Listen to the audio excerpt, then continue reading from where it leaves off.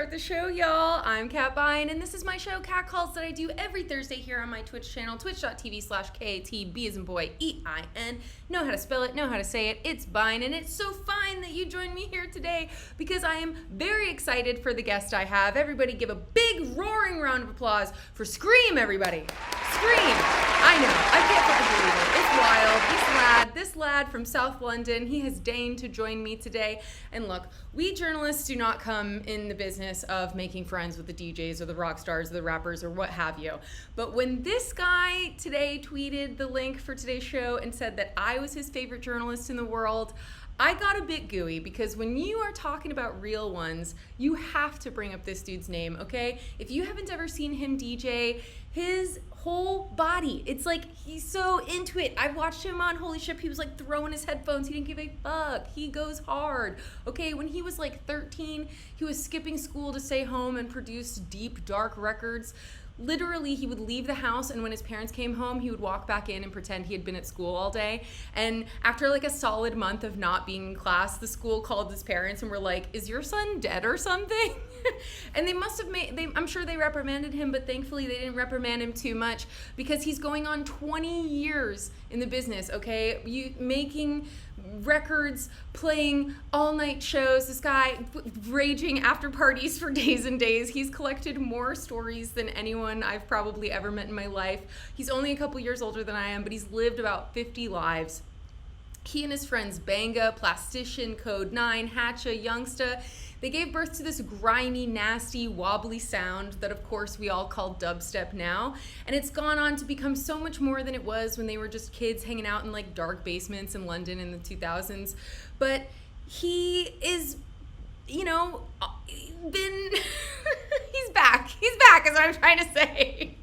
In like 2012, he famously walked away and started making more disco and house records, but he's back, baby, doing dubstep, planning dubstep sets, and he's been re-releasing all these really awesome, not re-releasing, they were previously unreleased tracks of his from his dubstep days. So before we get things started, I'm gonna play Lemon for you guys. I synced it up with some footage of him DJing, and then I'm just gonna bring Ollie in because he's probably sitting there like, what the fuck, this bitch told me she was gonna have me. Like, that's not what he sounds like. I can't do his accent, but it is a crazy accent, so you've been warned.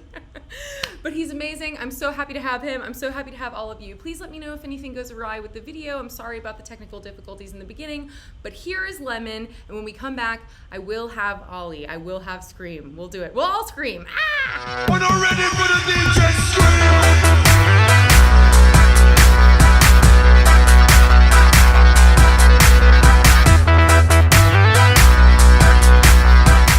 That Billboard, the Billboard article about 15 years of doing what the fuck you liked. It was you managed to make even me make sense, and you're one of the only people who've done that in a long time. And it's honestly, it's always a pleasure. Thank you so much for saying that. Everyone no, it's true. You know, I've said it to you beforehand. I'm not just, I'm not just. This is no ego. Like, I'm not like brushing your ego. You know, I said this to you beforehand, and it's honestly, it's a pleasure. Thank you so much. It's such an honor and a pleasure to have you on the show as well. And I'm hoping that we are finished with all of our technical difficulties. It's the first time I've seen myself in hours. Yeah, just so everyone knows, it is midnight where Skream is, and he was telling me that this is the latest he's been up without partying. I've been in the studio since 8 a.m. as well. Holy hell. It's amazing that you have the brain cell left to even have a conversation right now. I can't guarantee there's a brain cell there. I'm here. I am here. I can't guarantee any brain cells are present. But, you're well trained. You're able to just throw words together and hey, I can't. Also, I'd just like to quickly say when I did a Twitch stream with Plastician, yeah. I don't have a professional mic here, although I'm in a studio.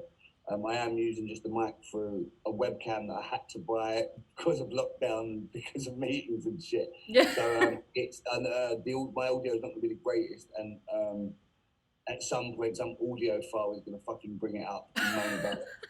but this is what it is. I'm happy with it. You're happy with it. So let's roll. As long as everybody can hear you, I'm happy, and I can hear you, and That's all that matters. That's all that matters. It's only me and you here. it's true. It's just us. It's a conversation between friends, you know. Exactly. Well, exactly says it sounds good, so we're gonna take his word for it. We were just watching the made-up music video for Lemon that I threw together with scenes of you DJing. You've released 3 volumes of previously unreleased dubstep classics. How much fucking music are you sitting on, man? And what spurred you in this moment to share it all with the people? I'm sitting on the amount of music I'm sitting on. Like new music, I'm sitting on 300 tracks. Wow. Since the start of lockdown, that's finished track. That you've made in lockdown. You're saying 300 tracks. That's since the first lockdown. Yeah, it was 224 in December, and I think it's got 300 now. Oh my God. That's various projects. That's loads of stuff. But with regards to the classics,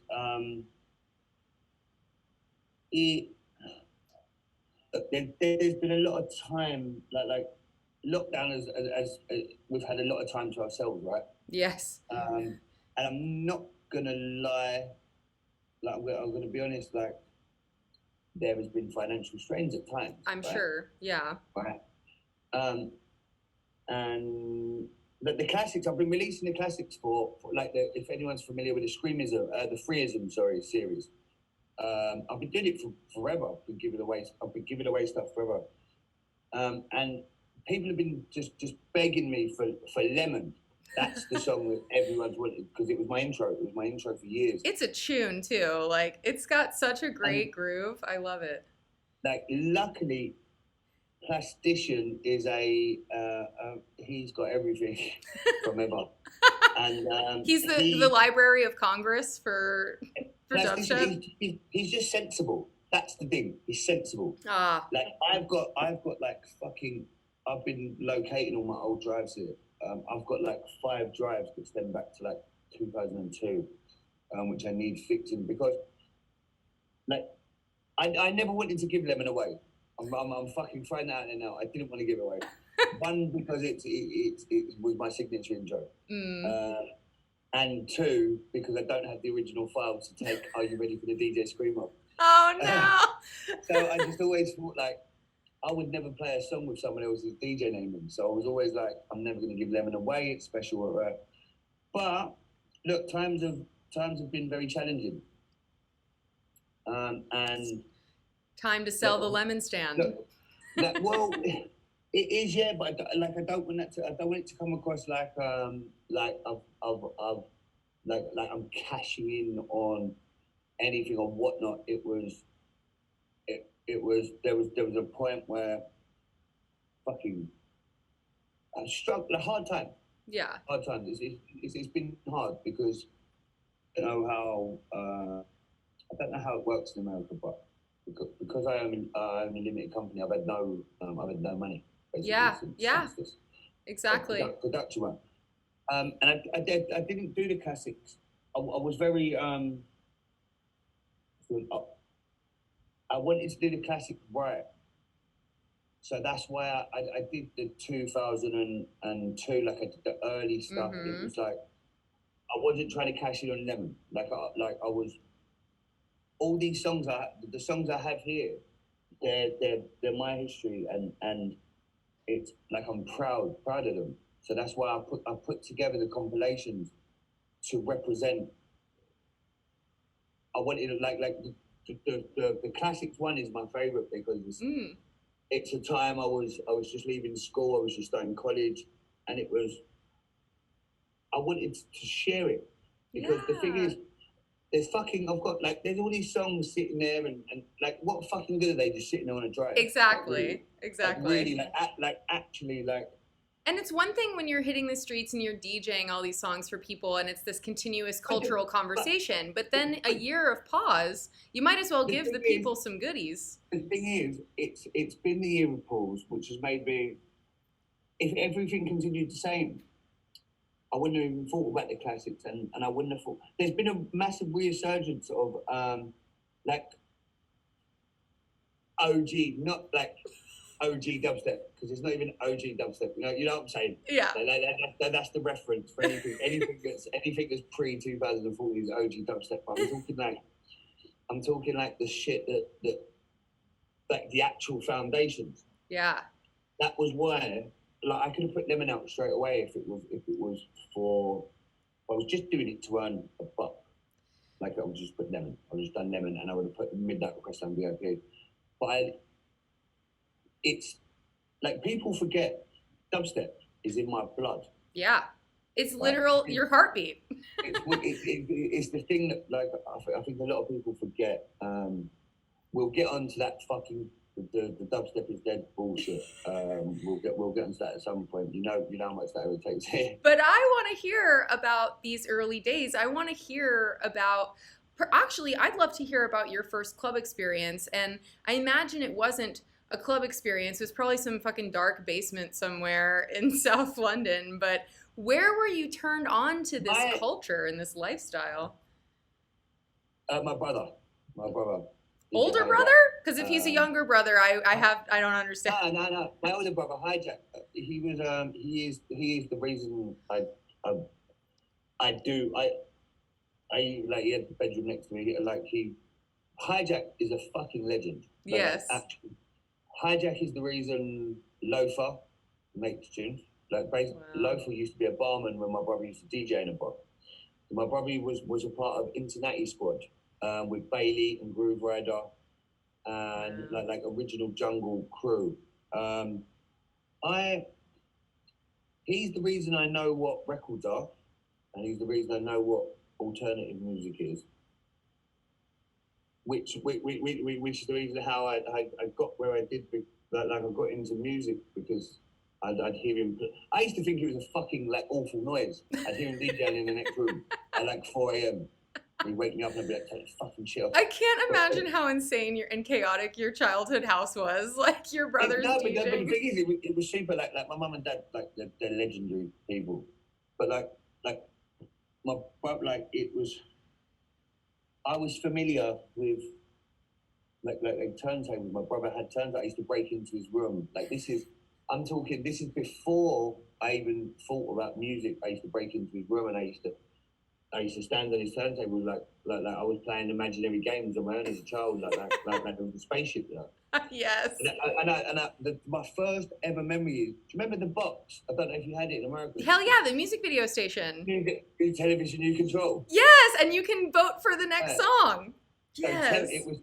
I remember standing in his room on his Technic 1200, and the TV was on, and it was Tevin Campbell, Can We Talk? It played all the time. It was on every other song was Tevin Campbell, Can We Talk? And I remember that vividly, standing there. But that wasn't when I got into music, but that's the first time I remember standing in front of a set of deck. But as I got older, the thing is, the area I'm from, Croydon it's hood. Yeah. Really, but not as a whole place. Where I grew up, I'm from good stock and good family, and but where I chose to hang around was hood, basically. Yeah. But when you start high school, it's starting high school, which is the changing point. You don't really know who you are, and like, I played soccer. Oh yeah. Lucky, I'll get crucified for saying soccer. But like, when I left my preschool, or no, not preschool. I don't know what you call it. Elementary. Like elementary, going into high school. Yeah.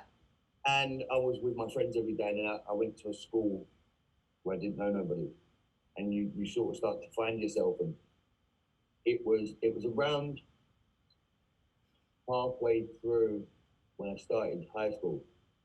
I was like, I played football because the boys played football. Yeah. I was good at football. But then you sort of like, everyone's into cars or everyone's into woodwork or something. You know, like, you get to a point where you're like, I don't feel the same as everyone. And there wasn't such thing. There was no DJs in my school. There was no one into music. Yeah, that's not the era of everyone's a DJ and everyone's. Well, it was just like, like, it was quite stressful for me. Like, because you're trying to figure, like, you need to know who you are. Like, it's the social era of your fucking life is when you're between 13 and fucking whatever. But then, like, I was always obsessed with watching my brother. My brother was a really good scratch DJ. So I used to steal his weed, basically. Nice. That's why I used to watch him DJ so I could see where he put his weed. Incredible. A different kind of label spotting. Yeah, but it's like, it was, I remember, like I used to break into his room because his room was so fucking cool. There was records everywhere. There was really nice clothes, nice, like, it smelled nice, his answer to whatever. My brother's 9 years older than me. Okay, right? yeah. So it's like my older brother, right? But then I remember I was obsessed with his records. Like I've always had. My mum was a big record collector. Like, not record collector. Like, my mum's a lawyer. But what I mean is, she's got a huge like disco, like batch of disco records nice. and stuff. But there was just a point where you're like, I was on the phone like with a girlfriend or some shit on the house line. And I remember there was a song, and I can tell you the song is by Sunship, called "Try Me Out." And something I felt like, this is so cheap, so it sounds so bullshit, but it's fucking honest. I felt some little twinge, like something, like there was a chord. I can tell you exactly where the song, and you're like, what the fuck was that? And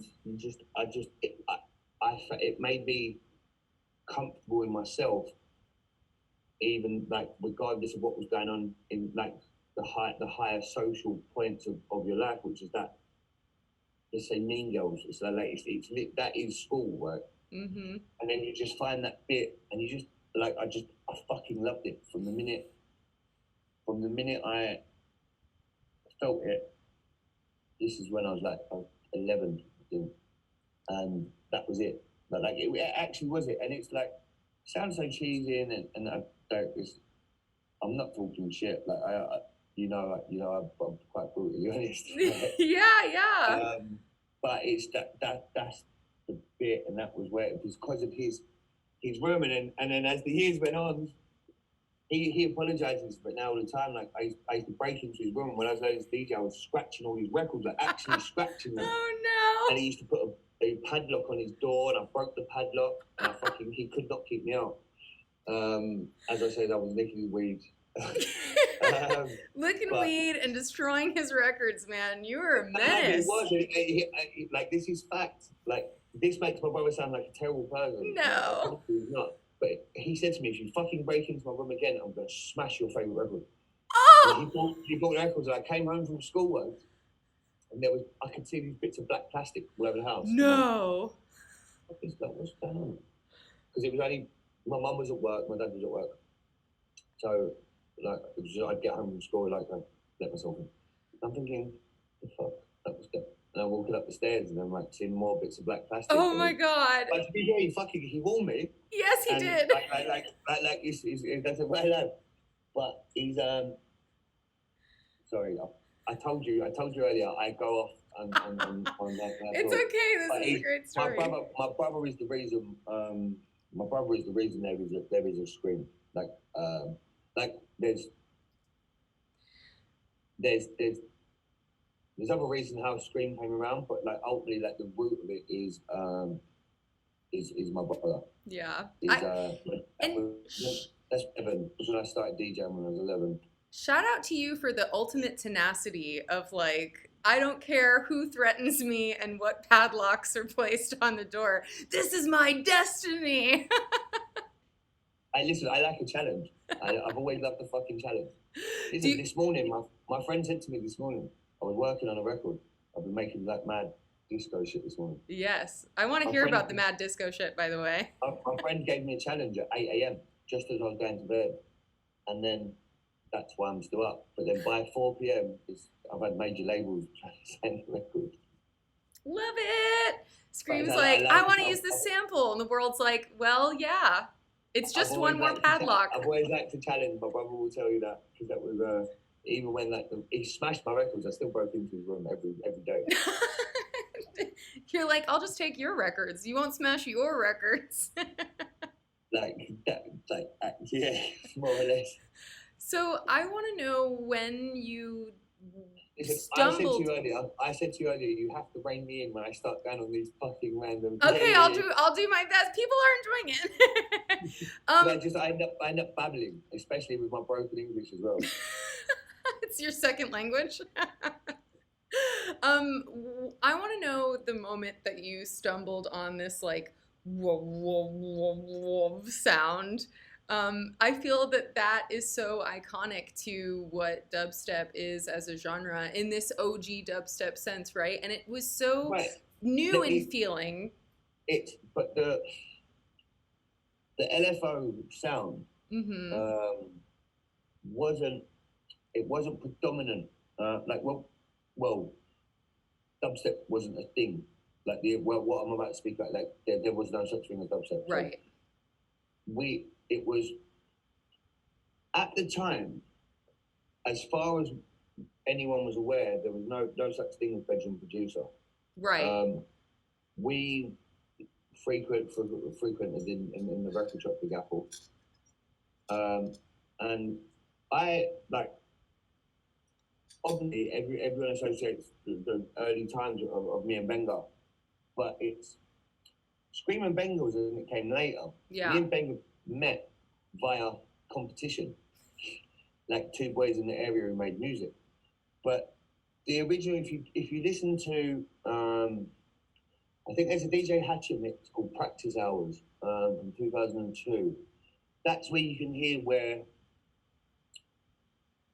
Look, LFOs, like as in wah wah wah wah wah. It was in music, it was in drum and bass and jungle, whatever. But when we wasn't trying to make wah wah wah wah, I was trying to copy LB, and Benga was more or less trying to copy Wookie, a producer called Wookie. If anyone don't know, I'm talking about LB and Wookie are basically the reason they're Skream and Benga, to be fair. And it was the TS404 plugin in Fruity Loops free. And it's the same reason dubstep is 140 BPM is because the default tempo in Fruity Loops free was 140 because it was a hard house producers did DAW. They call it DAW now, don't they? DAW. Oh yeah, DAW. DAW. Like fucking people say to me, "What DAW do you use?" I'm like, "The fucking front door when I leave."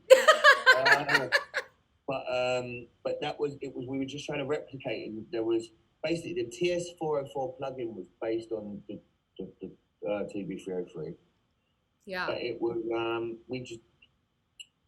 it was just the way we learned how to make bass lines.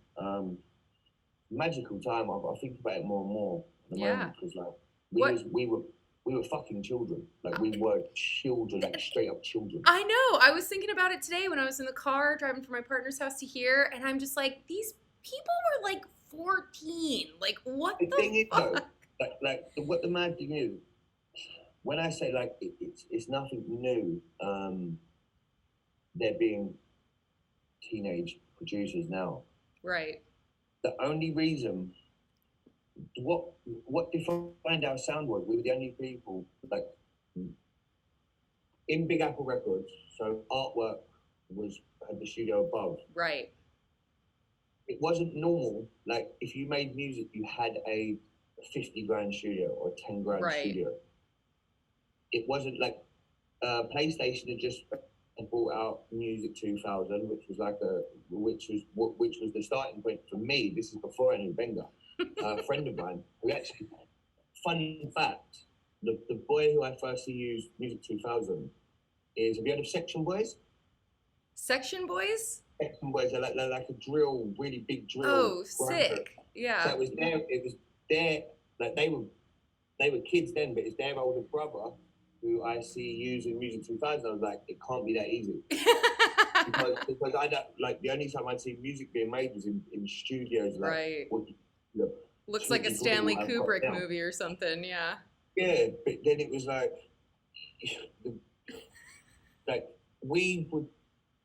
I wouldn't call it dubstep what we were doing at the time. It was we were trying to copy garage records, and there was this. We didn't realize there was this hat that there was like there was phone calls and it was like, is it true there's these two kids who were like making songs? And it was like, we're like, what kids?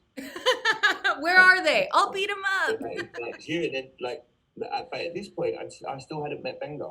I'm like, look, it's well documented how I'm at Benga. I was working Sundays, like Sunday afternoons in the record store, and then his brother come in. Benga met my older brother. Benga played back to back with my brother when he was like 11. Wow, that's fucking crazy. My brother was like, oh, there's this kid, you might want to meet him. But at that point, I was like, no, I don't want to meet no one else. Like, I'm the only fucking kid DJ around here. And then in the record shop, Benga's eldest brother, Flash, who fucking I love him. He came in and went like gave me his house number, like the landline. And then that's me and Benga met. We spoke on the phone for probably about 6 months before we met. We just used to play each other's songs on the phone. It's quite like there's a beautiful thing to it. It's insane because you got to think this is before AIM. This is before MS Messenger. We were speaking on the house phone, and like my mum would shout at me like, "Get off the phone!" And his mum would shout at him, but it's like I've like the story and history of not even dubstep, but like me and Benga, like I find it to like it's beautiful, and I know it sounds soppy, but it's like I only notice it as much now where it was we were like it just wasn't a known thing like what we were doing. It was like at school you was told get grades to basically work for the system or whatnot. We were both weren't the best behaved children. We didn't go to the same school, but like we were very similar, and I don't think he'd met anyone like me, and I hadn't met anyone like him. You know, like on the same wavelength, like in a way of like actually finding someone who gets it, who gets what you like, not the fucking box, like outside the box. It's so special to find a kindred spirit like that, and he was mine, and I was his, and it was like. It's insane. It's like what I was saying. Like I'm noticing it more now because it's so normal for there to be a 13-year-old DJ or producer. But at the time, I can't stress enough. It was not normal.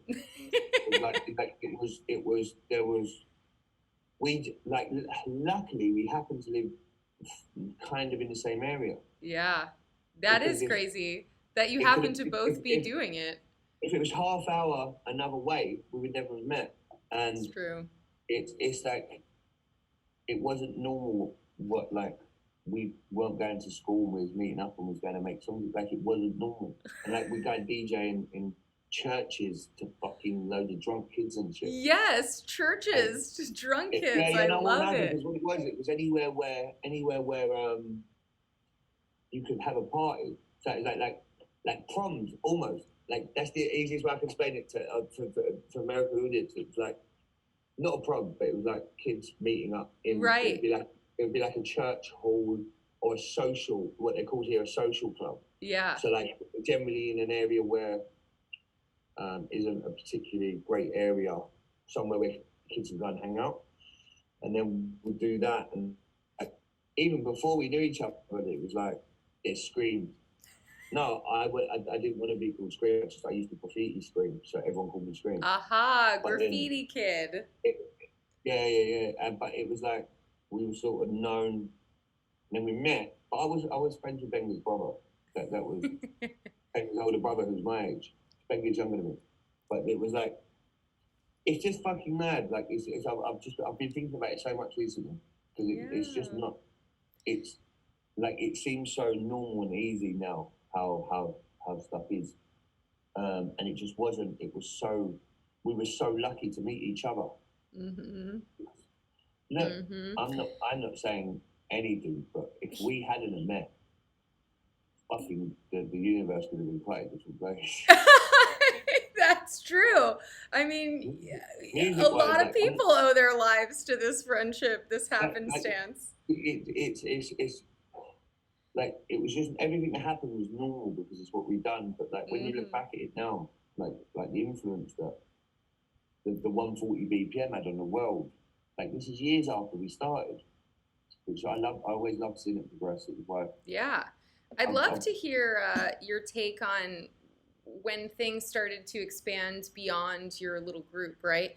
TM Arbery just brought up a YouTube documentary talking about how when people would listen to the BBC Radio 1 show, they would feel connected to y'all on a personal level in some way. Well, I have to, before the Radio 1 show, I have to say Rinse FM was where... Yes, Rinse. The foundation, yes, absolutely. Stellar Sessions was... See, this is what you have to remember, this is the thing. Even when I started Stellar Sessions, Skream and Benga wasn't a duo. Skream and Benga became a duo, like an actual working duo, very much later, but for other people's financial reasons. Ah. We were friends, like we were boys, but we were competitors. We competed with each other. Healthy competition between friends. No, but that's how it was with everyone. It was like fucking, it was, I made records because he was making records, and he made records because I was making records. I wanted to make a better record, and he wanted to make a better record. Yes. And that's then, the original, like the actual, that's the thing, the original dubstep core of people. The beauty of it was, nobody would sound like anyone else, like each other, because that was a no-no. Mm-hmm. And it was competitive. It was competitive competition. Like Koki ended up being my fucking absolute vibe, because it was like me and him were obsessed with bass lines, right? And before I even knew Koki, like me and him were like, it was competitive. It was all competitive, but we were all squad. Yeah. But like that's the mad thing now, and especially when I'm coming back to One Boys. I know, it's the big comeback. No, but the mad thing is saying coming back, because in my head it doesn't leave. Right, exactly. Everyone else, like it's fucking, you have to entertain everybody else, right? And that's the thing what I notice now. There's groups, like it's groups of sound. Loads of people make this sound that all sounds the same, and like they'll only play it if it sounds like that. Yeah. And that's the thing. I had like a 2-hour conversation with Koki last week, and I was like, it's part of the reason why I've started doing 140 again, because it's like I've started doing 140 again because it just felt right, and I was fucking. I sat here one night and was like, let me see if I've still got it. That's honest. Like, because I listen, people think when I started playing house and disco or techno or whatever, like just stop listening to 140. It's fucking idiotic. Yeah. It's so dumb to assume that people only listen to the type of music that they're making or whatever. Like, people are dynamic individuals. I worked in a record shop being a child. Like, I am into music. Like I'm actually into music, y'all. Like, I was on stage with the Arctic Monkeys in Australia, and people like I know Miles Kane and I know Alex Turner really well, and people are like I don't know. In my head, I don't understand why people are like so blown or like fucking hell, like, because it's just we're all weirdos.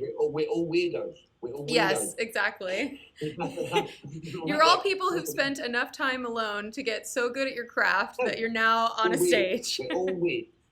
All weird. There's a certain age, from like I think my age, like music wasn't an option. It was an option. If you went to state school and whatever, music wasn't an option, so you had to be a bit weird to say like fuck the system and do what you want to do. And I suppose that resonates with rock and everything is previous. But what I mean is, it wasn't like you went to school. Being successful wasn't doing music. Being successful was going and being fucking lawyer or proprietor or whatever. So it's like I just find like Alex Turner and Miles Kane. Miles Kane's a really good friend of mine from the Rascals. But like you just get on because you're just that age, and it's like, was you weird at school as well? Yeah. Yeah. Like, exactly. It's sort of that thing. So, but I always love music. Like it makes me laugh. Like especially now at the moment, like there's a lot of talk because I'm doing 140. Yeah. Well, talk to me. I want to hear about your first kind of like step back into this world was that back-to-back you did with Rusko at EDC Las Vegas. No. No! Okay, correct me. That was the No, first that I was- heard that of was- it. That was, I have to be careful how I word it, because I don't want to make it seem that it was special. Yeah. It was a very special thing, but Rusko will tell you the same. It didn't make, me and Rusko have been friends for a very long time. Mm-hmm. It made absolutely no sense to either of us playing together. Us playing together. Right. There was never a Skream with Rusko. Like, we made songs together at points every time. It was just sort of something that happened, and I was like, I'm just gonna say it. I couldn't say no. Yeah. It was EDC. It was I have children, and it was. Yeah. I could not say no. You're a dad now. I'll take that Pasquale money. Thank you. but at the same time, I don't want to say that it was. I'd been offered money to do it before then. Mm. So what was different? I don't know. I don't really know. It was just like I was in America anyway. The offer came in and it was fucking handsome. But at the same time, there was still a part where, and I think Chris Rusko might have felt the same, where regardless of what we're doing, we're still very passionate about our sound and our representing. I think he thought like he was excited. We're both excited about it, but it's still we did like a jam. We just went and like DJ'd in Diplo's studio a couple of days before, and it was like how the fuck has this happened? No, but he was like, because really it would either be Skream or Benga or Casper Rusko. Right. Yeah, exactly. Right. Those were the duos. But then I think we both felt a little bit a bit of a way, like, fuck, are we like pissing anyone off in a sense of how is it represented, or how does this look? Because it doesn't make sense to like to our crew, or like how the scene would come through. It didn't make sense. But to be honest, I didn't give two fucks. I didn't give a fuck how anyone felt. And I was like, fuck it, let's do it. Yeah. Well, that's like, interesting that you bring that up, this idea of like, is this authentic or not? When it really shows how far dubstep as a genre has gone in the public psyche in the United States especially. Because when they think OG dubstep, old school dubstep, they think of Skream and Rusko, even though it's... No, but they don't. OG dubstep, if you actually look, like, it's fucking like I find it so funny. like dubstep is now like EDM, like it is. Right. It's the same, right? Like I would obviously I watched that happen. I was part of that shit happening. Yeah. From Alex and whatnot.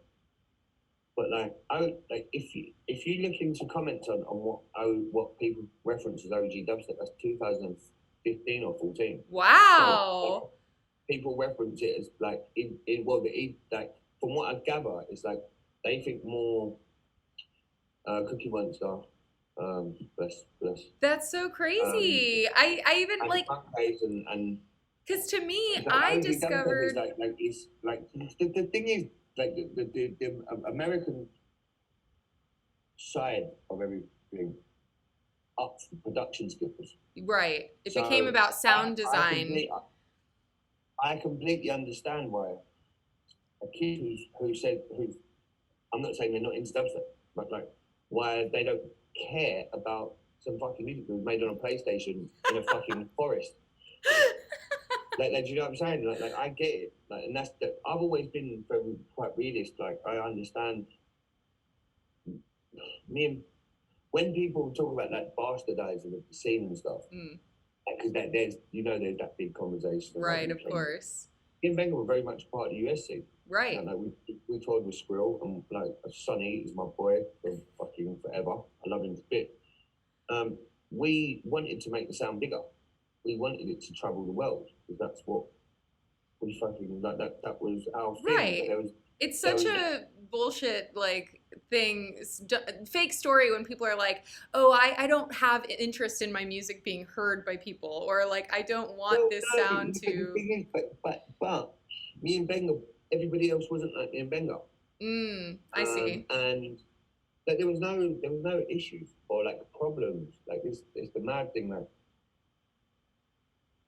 people will regard Mala Yeah. as a different entity to Skrillex, but really, fucking Skrill's obsessed with Mala. Yeah. But like it was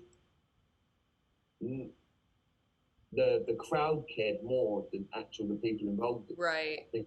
Me and Benny wanted to fucking headline. We wanted to be big. Yeah, that's what I'm saying. There was a bit like there was an antisocial side of it, but that wasn't ours. And we happened, like, the thing is that it all was built around us. Yeah. So it was sort of do what we wanted, and I don't think we acknowledged and sort of took much notice of anyone else. We didn't really care. Yeah. I don't think we still cared. Well, we care about people's feelings. We never fucking kill. We never, like, I know for a fact. I mean, Benga was talking like 2 days ago. We'd never change anything for the world. Yeah. We fucking had the most amazing time. Absolutely. Like the thing is, I love watching all these fucking bullshit arguments between US, UK. Like, it's fuck off, man. It's like everything it wasn't meant to be about. It wasn't meant to be about. It was like being what you're into. It's just like, it's almost the same to a degree of like playing house music, when you go out and find people who are into what you're into, and like it was an inclusive industry. So like, it's so funny now when I look at like how fucking divided it's become, and that's why I'm really like, it plays on my mind because of this intrusive and like this argumentative fucking scene that is dubstep apparently. that I have no clue about. But like, it's like, I'm worried. I'm like fucking.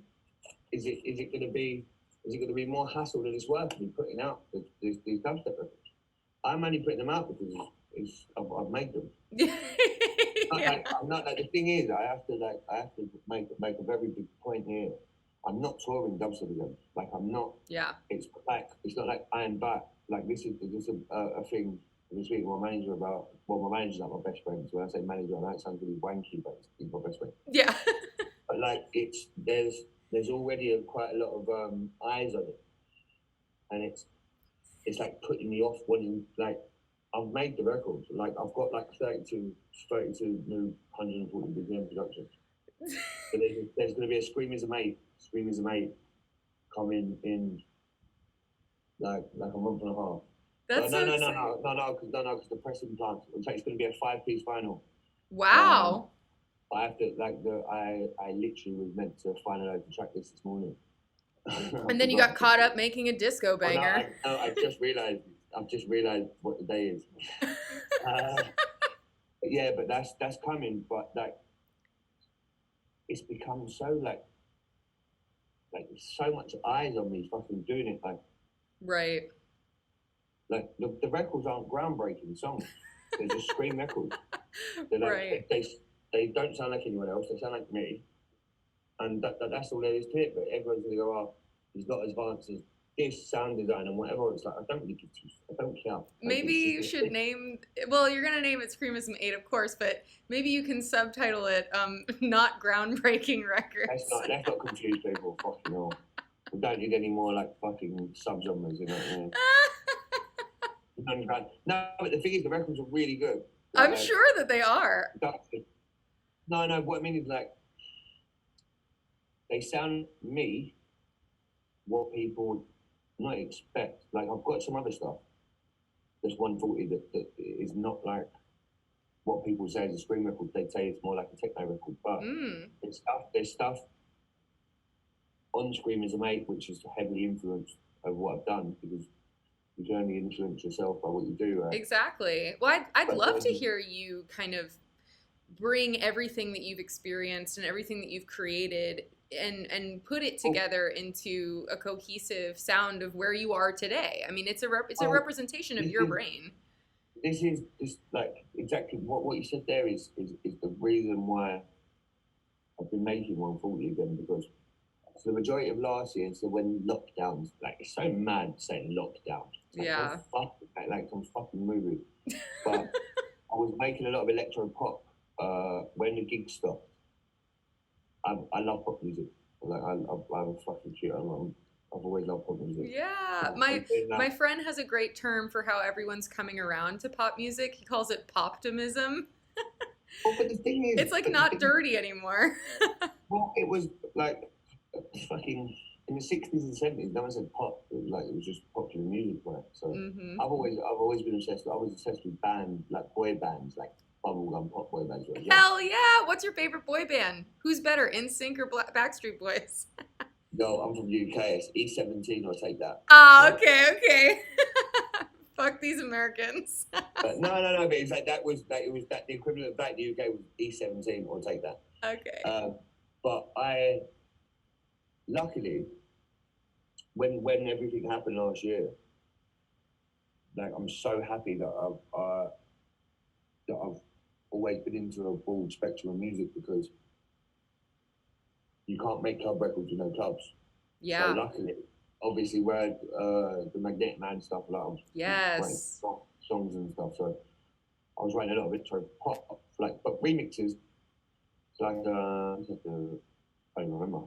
I did so many last year on that vibe, and then basically by like December, I'd worked in like nearly every genre of music, like as work. Wow. And it was like the only thing I hadn't done was dubstep. Like, and I was like, fuck it. Like, I'd get drunk late at night. I'd sit down. And the thing is, can I still do it? Like, that was the thing in my head. Like, I still got it, and not still got it. But it's like, yeah. Like, I hadn't been a part of it for nearly 10 years. So, and I listened to a lot. I could make the sound that people make. It's like the US sound design. Some of the US sound design like is insane, but to me, it's a dubstep. Right. I was like, what I was hearing, I was like, there's not a scream. Mm-hmm. Like there wasn't my angle.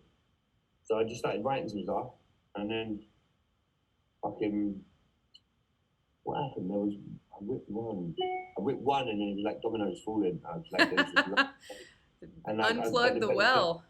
But the thing is, the only people I was playing them to was Koki and Mallow, because not a lot. I care about a lot of people's opinions or whatever, but it was like I didn't tell anyone because I didn't want to make a big song and dance about it. Mm-hmm. Because it's, as I said, I'm not touring. Like I'm not going back. I'm still doing what I'm doing. There's a still bigger thing of what I'm doing. Like I'm very much still screaming in 2021. I've just happened to be. I'm trying to just be. I think lockdowns. You have to. I've had to recognize. It sounds really fucking arsehole. It sounds like something Tom Cruise would say. I've had to acknowledge my skills and my strong points, and being able to make a lot of different music is my strong point. Yeah.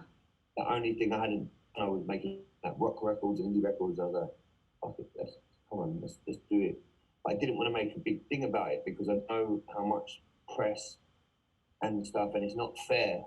It's not fair on people who make that day to day, who are still living the grind. Right. I don't want to be like. I know how much press and how much it would be talked about. I don't want that. It's not fair to people who do it day to day. It's not fair on them. Yeah. But we're here. Like, I had absolutely no fucking choice. It's like,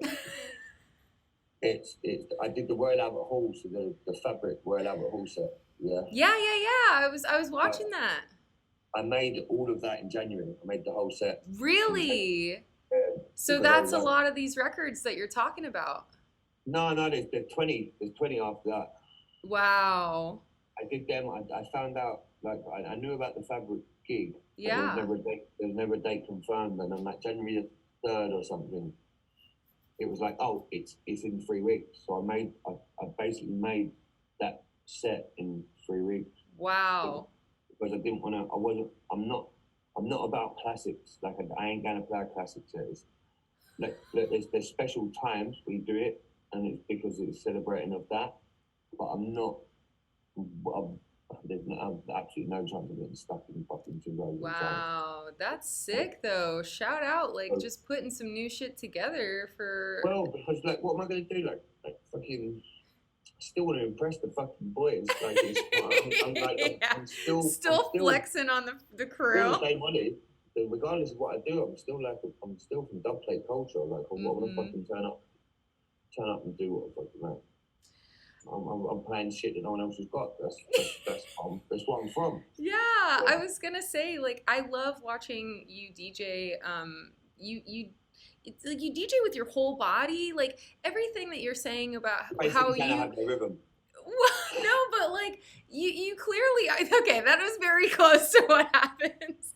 But I believe when you say that, like, this is all about a love for music and for the culture that everything comes from and that you come from, because you can feel that when you perform. And the thing is, genuinely, I don't really care what's going on around me. Yeah. And this is the big one is, like, I've got a really big Scottish fan base, and that's where I've noticed it most. They love me because they see me fucking enjoy myself. Mm-hmm. Like, and that doesn't mean I'm not talking about enjoying myself being high or being drunk or whatever. I mean, the Scottish fan base is now my biggest fan base in the world, but they've taken me from me, and I can do what the fuck I want as long as I'm enjoying myself. Mm-hmm. And that's the thing. That's why I'm making all music now, because why the fuck not? I don't really care what anyone else is doing. Like, I genuinely don't. Like, I care, like, you can't not care what people think about you. But really, the constant thought of other people is what holds you back. Yeah. So at the moment, I'm like, especially like what we've just gone through for the last year and a half. Yeah. Like, fuck, I don't really care. Like, fuck everyone. I'm holding myself back, not doing what I want to do.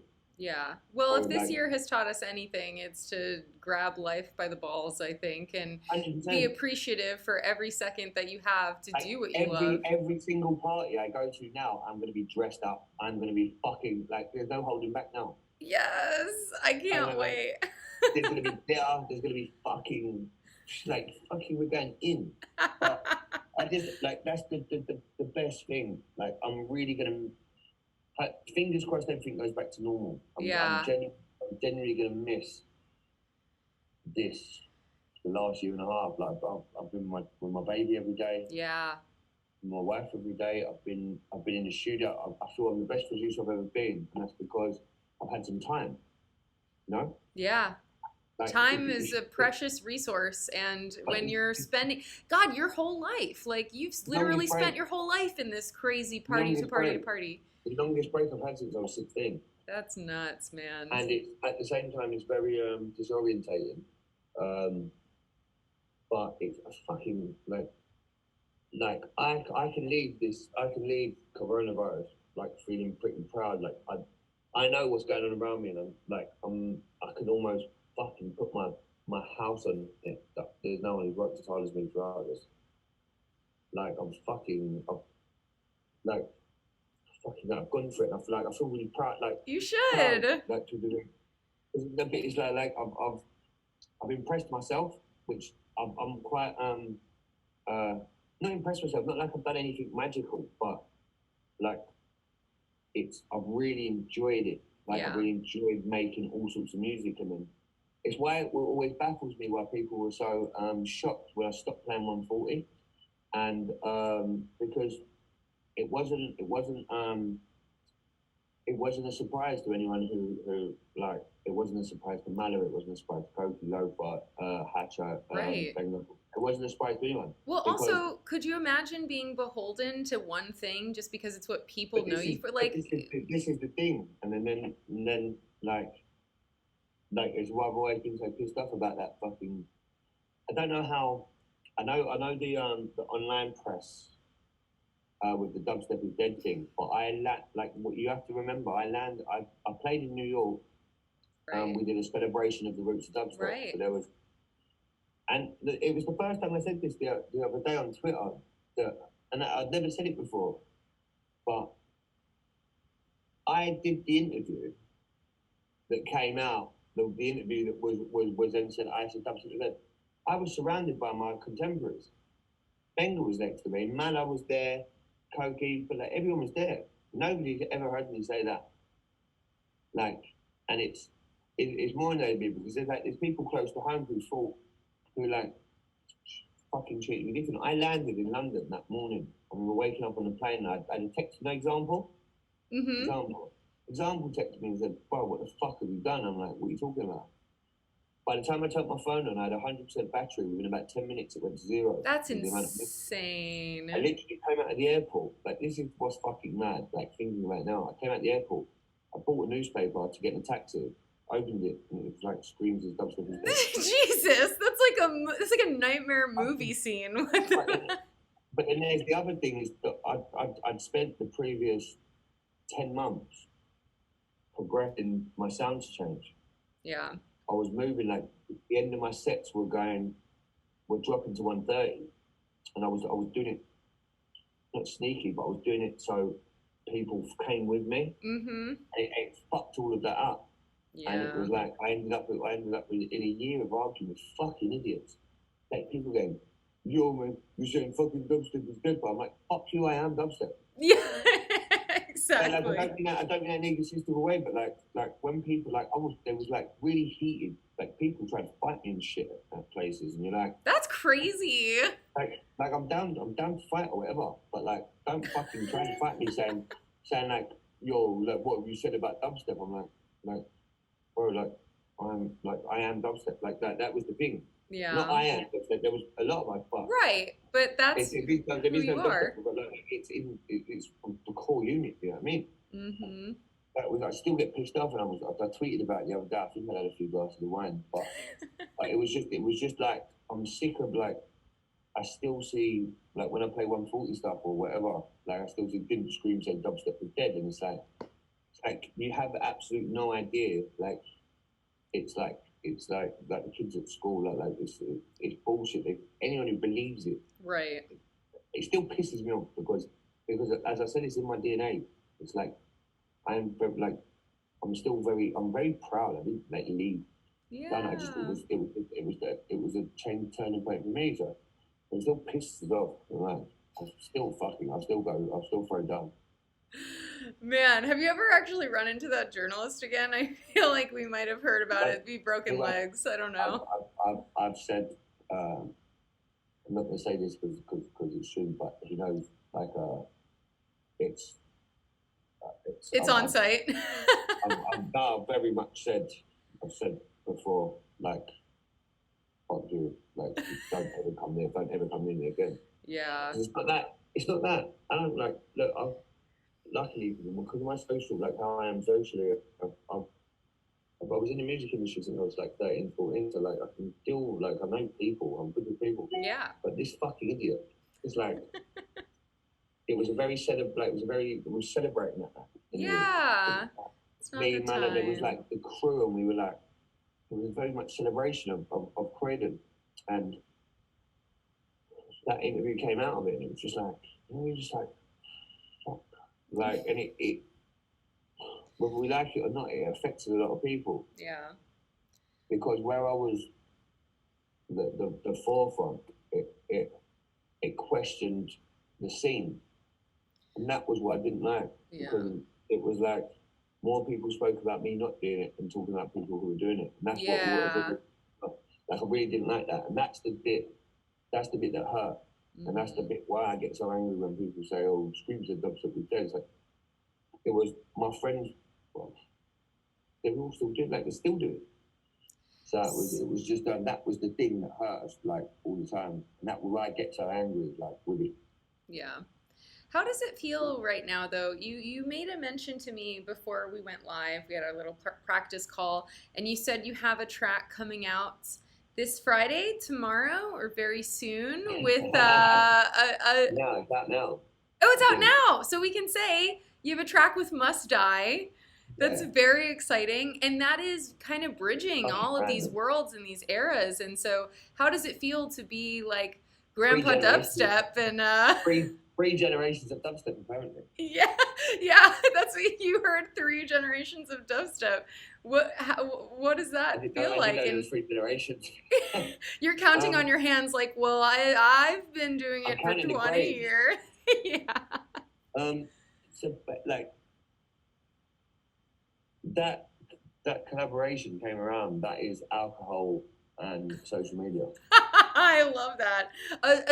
A noxious brew, a powerful combination. I swear to you. Did they tweet at you? Did you tweet at them? Like, what? How did it go down? I don't know. Wait. I'll quickly check how it even started. But 1 second. Can you see if you're still doing that? Right. I'm going to check because I don't like. It was just. I think I posted a clip, and like I'm very active late at night. Yeah, well, the Casey Michael says that they immediately followed you on Twitter, so they're got a front line to the action. No, must I like with they've always been must I sorry. I've known Schism for a long time. Yeah. He used to be in a breaks sort of. I met him in Brighton years ago. But wait, I'm literally scrolling back like this. There's so much drunk fucking DMs here. But we don't even know each other. I don't know Mustard. Never met him, I don't think.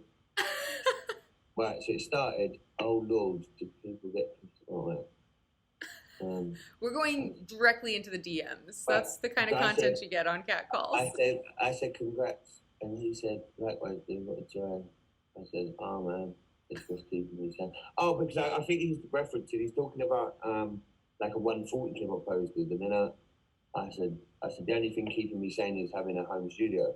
And he said I was touring, blah, blah, blah, blah.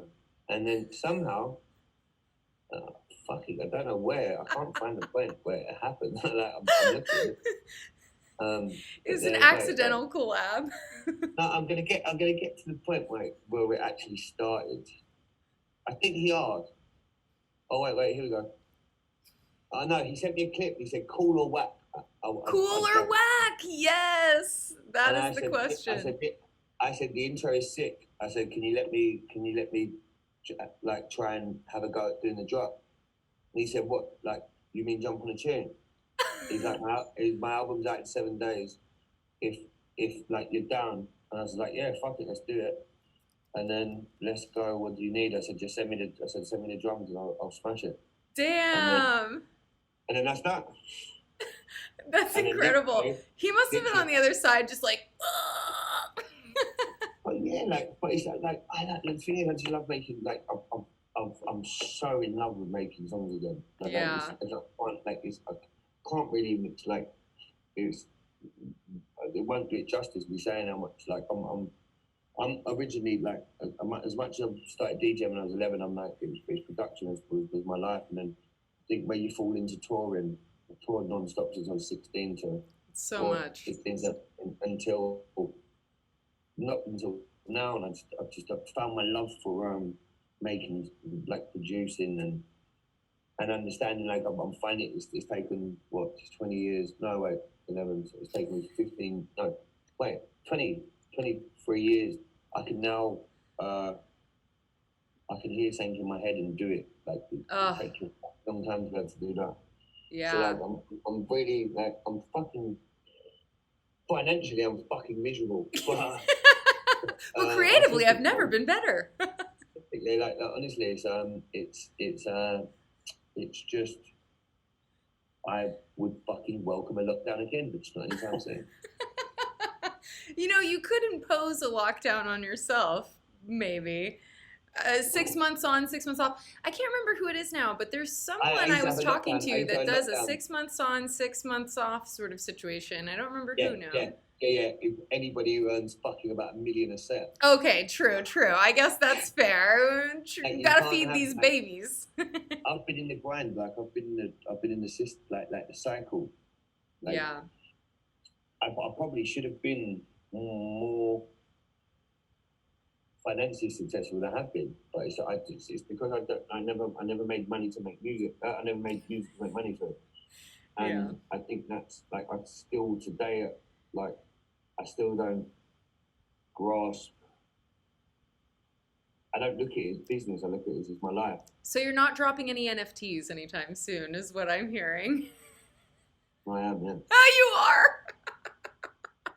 No, I'm working with an artist at the moment. It's not just dropping songs on everything. Like I'm working with like one of my childhood idols. Oh, that's what's up. Who's actually the same guy who's doing the artwork for my new label, which is starting next month. Hell yeah. That's just purely Skream. Basically, so I can own my own masters. Right. I mean, God, after all these years, I'd hope so. You deserve it, man. You might make some more money if you have the the reins. Why do you think I let so many people bootleg the direct? I don't know. Hey, Somber Sounds wants to know how Akios got on the track.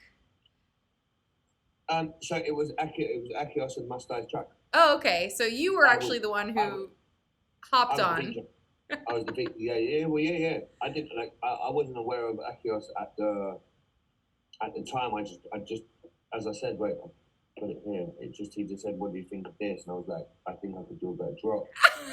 And then no, but it was like so. That's so sick, though. I love that your attitude is tight. I want to play. Let's play. I was clearly just got home from a party. So not a party because it was not done. Right.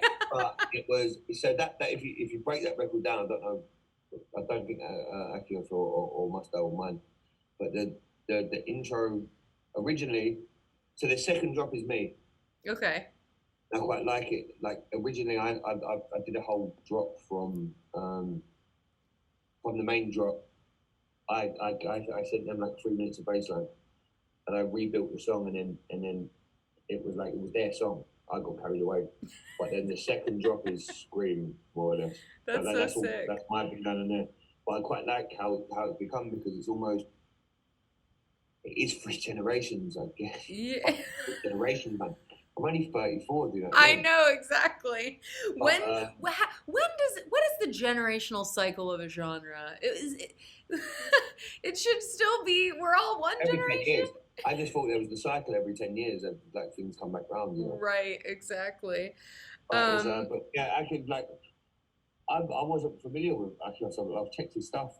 Since Planet Records, really good up and coming. And so I get what people mean with the 3 generations because he's new school, and then there's Mustai, there's me. But it's I really like how the records come out. Like I'm not sure, like where I've done the 140 sets at the moment. Like it's really like roots level stuff. Hell yeah. Stuff. I'm not sure how big. Like there's gonna be this whole UK-US divide. Like it's basically 15 years ago.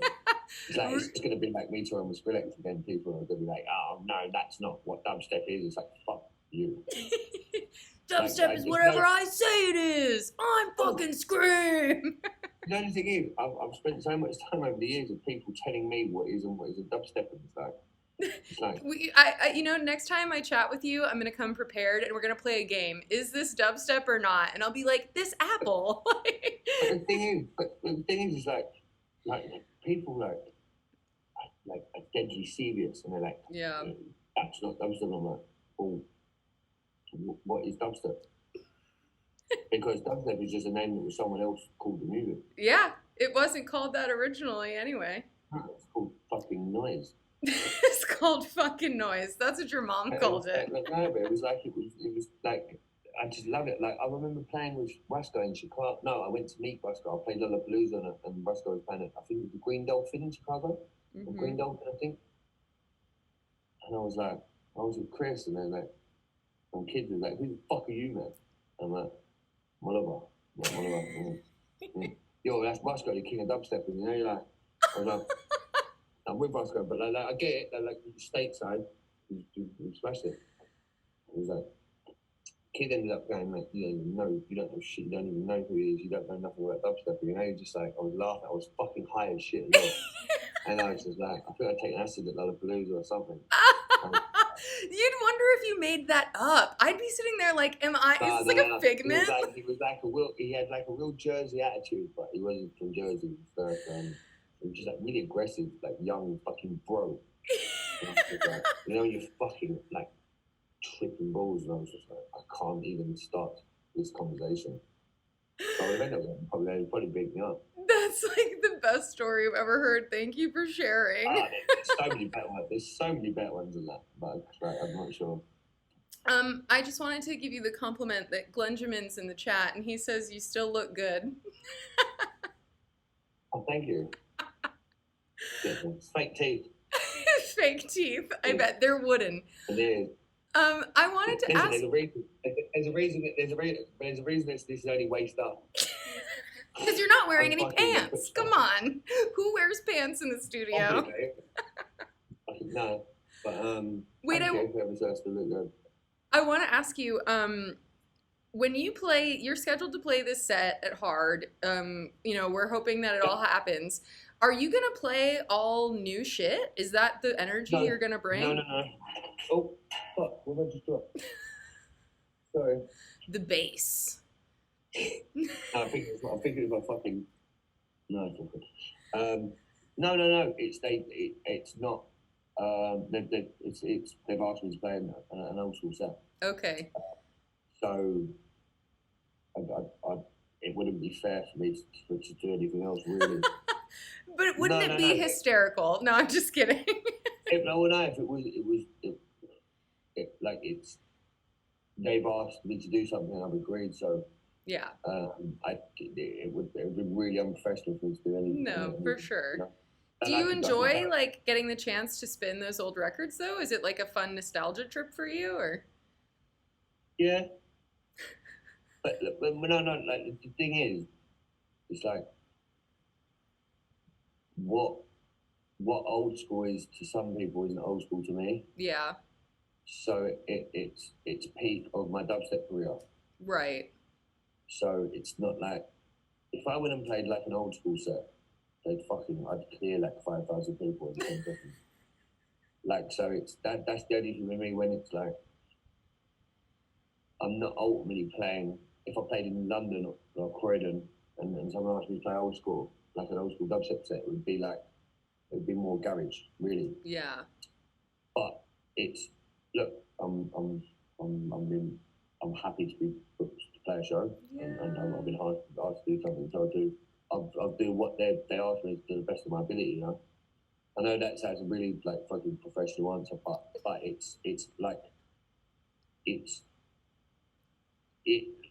is what it says on the tin. Like I'm going and playing, going to play what people want to hear because that's what I'm being. Not that I don't want to do it. I love them records. Mm-hmm. Same way I loved it when I played at EDC. But there's not no hidden metaphors or message like this. I'm doing what has been asked, and I'll do it the best anyone can do it. And they're gonna fucking like it, god damn it.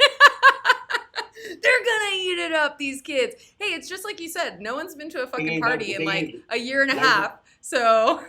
Those are the candy chain raiders hate it. Man. They didn't enjoy it when me and Rusko played. I don't give a fuck. So many people said, "No, it was like the best thing ever." I see so many people walking on. That's so funny. I wish I could have heard it. I know you guys were like hard on the like, we're not recording it. It's like you have to be here. I don't know who the fuck said that.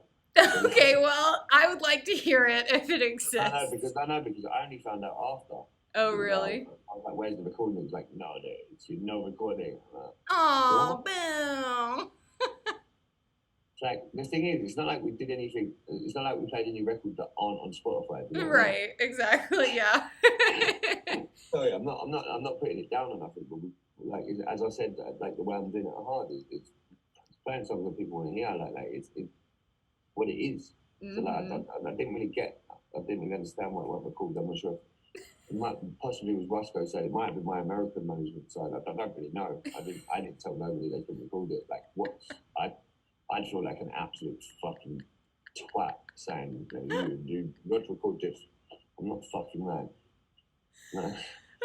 You're not the scarcity monster. The scarcity police. You do what I say, motherfucker. Listen,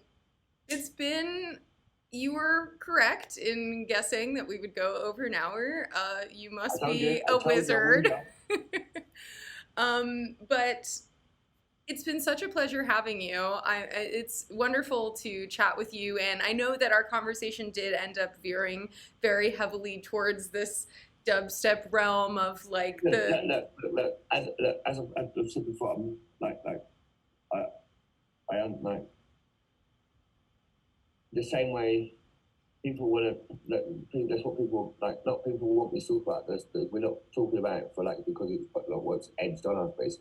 It's the body of my career is that side. Like I never like some people think, oh, like we can't mention dubstep too. It's like,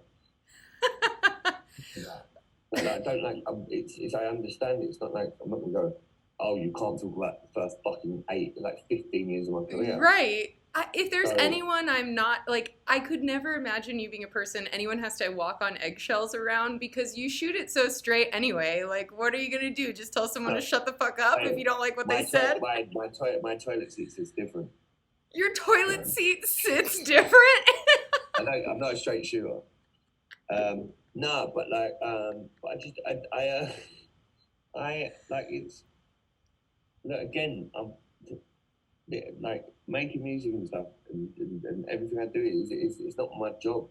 Like it's not like it's not work. Like it's my life. Like it's the same way when I'm saying to you about like with dubstep and stuff. It's not like it wasn't like a career change. It was like it was a change in myself, you know. Yeah, it's just you living your life, being true to you, which is what you've always done. It seems. I'll talk about anything. I'll talk about anything. I really don't care. Like, I don't care. I really do care. Like in regards to Skream.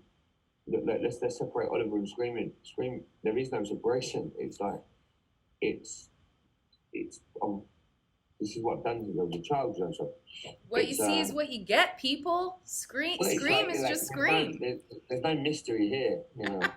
What I would like to say is though, I do have a new label coming called I Feel, which is basically I still have the of Unsound Mind label, which is that's still me helping, like not helping out, but it's bringing new artists to the forefront. And fucking we've created so many artists there, like Logo and Eli Brown, and we've got a load. I opened the net to like because originally of Unsound Mind was either kids who I found or it was friends. Now I opened the bracket to a lot of artists. Now we're fully scheduled till September. Wow. So we've got a lot of stuff there.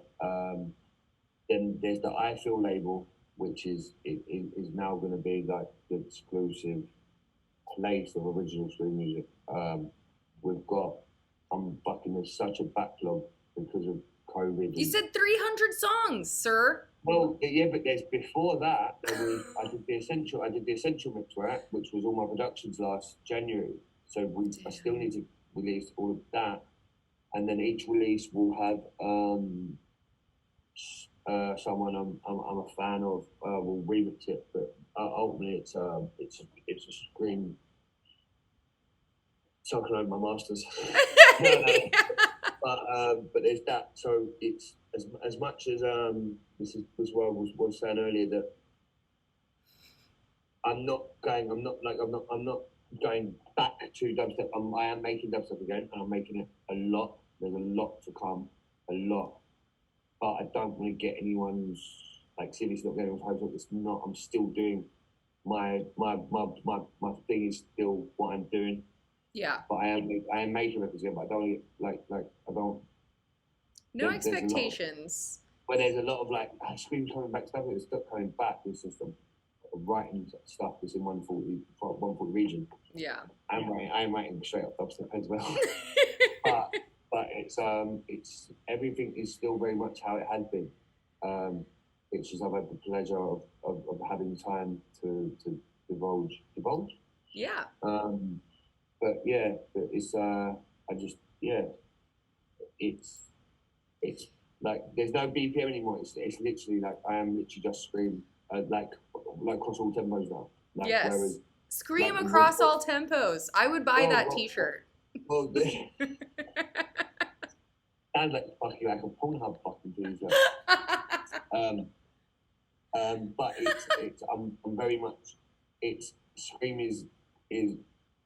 I know it sounds so fucking Elon Musk type thing, but it's like I'm not really. I don't really care. Like everything I do now is what I'm doing. So there will be 1 week there will be a 140 release. 1 week there will be a fucking. Hell yeah. I've I've got a drum and bass EP coming on Damon, John Convex, who used to be part of Instrumental. I'm doing some collaborations with D-Bridge and Bodycar and Goldie. Wow. And so basically, like it's, I want people just to, it's just Skream. It's not house or techno Skream or dubstep Skream. It's everything from this point forward. After all this time, I can't be asked with all the shit around it. Yeah. And you don't have to. And 100% Skream. You know what this is? It's third generation Skream. You've done it. You've become. What the fuck? It's your third. No, it's. Like, do you know what? All I can hear now is. Dun, dun, dun, dun, dun, dun, dun, dun. No, it's great. Well, listen, I chose to play the song for Olivia on our way out because I think it's such a good groove and I think it's such a sweet story. She'll be awakened for it. She'll be awakened for hours. Yeah. No, I have to let you go so you can get any sleep. But is there anything you want to say about that song or just what it's like being daddy DJ? It's, you know what, like I keep like lockdown and everything that's happened as I forget how little I was present when I had my son, like I lived with my son and my son lived around the corner. But it's time of like, oh, it's fucking so emo. But like I've been with my daughter every day and there's stuff that I thought that I was around for before. Yeah. I've just, yeah, this song for Olivia, it was, you know what, to be honest, it was called something else before. Right. But I did a song for my son, obviously, Anticipate.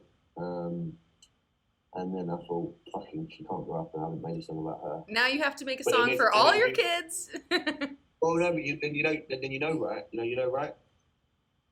Oh, yeah. Mm-hmm. Yeah. So I thought you were like asking me something. That's the song. That's I proposed to my missus to that song. Really? I made that song amazing. You know, I love you, baby, and then you can search it on YouTube, and there's a video of me on New Year's Eve. So I try and like I'm not the most thoughtful person, but there are like if any of them say anything ever, I'm like I made a song for you. I made a song for you. That's honestly the coolest. I'm only joking. No, but that's so sweet. I love that you made a song. You made your own soundtrack to propose to your wife, and that is that explains you. Maybe this is how I roll, yo. It's how you... What I do need to say is I need to send a massive shout out to the public release guys, San Francisco gang. San Francisco gang. Not my favorite fucking hoodie, but big up Eugene, absolute gentleman. Hell yeah.